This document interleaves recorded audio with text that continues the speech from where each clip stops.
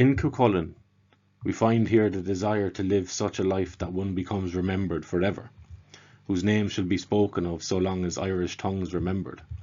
This was the Irish heaven, not a destination where part of oneself left for after death. No, instead it was to have your name reside in the land of the living long after your physical death, where people remembered you and chose to speak about you and to tell your tale. While one may read a personality disorder into this perspective, a certain narcissism, it is apparent from Irish stories that it was about having your name and deeds remembered for the right reasons that mattered. Legacy was built on the type of person you were and the feats you accomplished.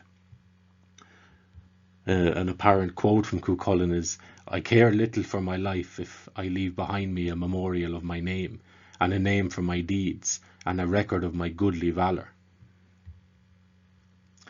Even the battle in ancient Ireland, ancient mythology, was to be even and honourable.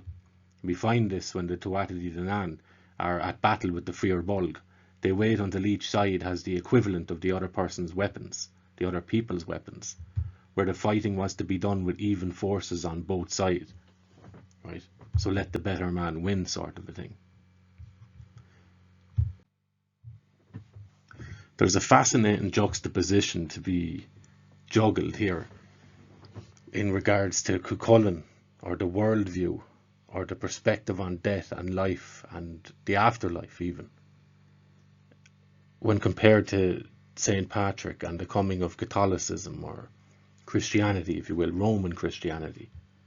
For we see in Cuchulainn, the onus was on your present day deeds, things you accomplished based on the type of will that you had in this life. And if it was esteemed to such a degree and it was highly honourable enough, then your name would be carried and allowed to exist. Life would be bred into your name generation to generation long after you're dead.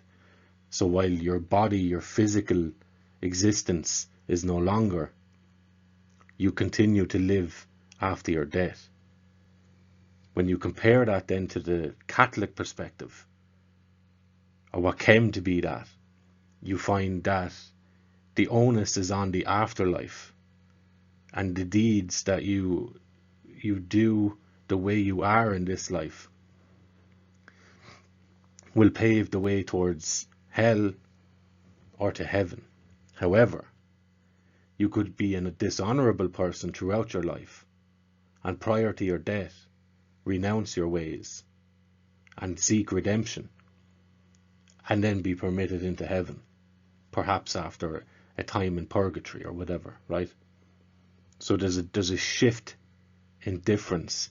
There's a shift in the level of responsibility that one has. Cuchulainn, I would imagine, would have sought forgiveness for no sins in his life, because he was actioned and oriented towards what he can accomplish in this life in an honourable fashion. That was his goal, his name to be remembered based on the good that he did, the honour that he showed. The Catholic perspective is a little bit different. It allows in flickers of deceit, deception, dishonesty, where you could still atone up to the moment of your death and still have a life after death by going to heaven.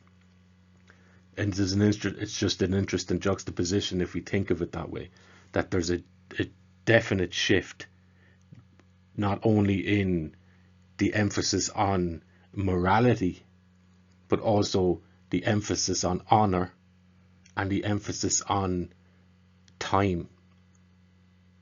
Cuchulainn wasn't so much aimed at the afterlife for the sake of the afterlife. He was aimed at it through the lens of what he did today.